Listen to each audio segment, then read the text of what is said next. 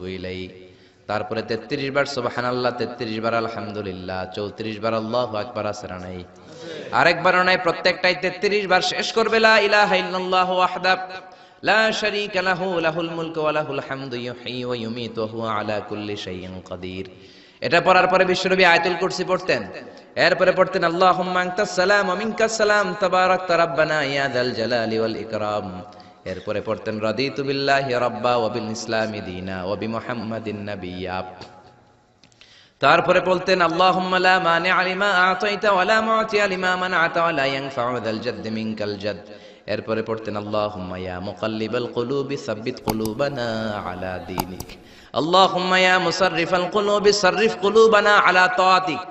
এরকম কত দোয়া যে বিশ্বনবী পড়তেন। তারপরে যদি আপনার মুনাজাত করতে মনে চায় মুনাজাত করেন, অথবা আপনি যে দোয়াটা করেছেন সেটাই যদি যথেষ্ট মনে করেন ওই দোয়াটাই করেন, সমস্যা নাই।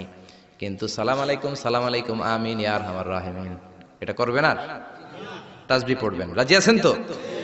এই দোয়াগুলো করলে আল্লাহ কবুল করে। আবার বিশ্বনবী বললেন আযান ইকামতের মাঝখানের সময়টা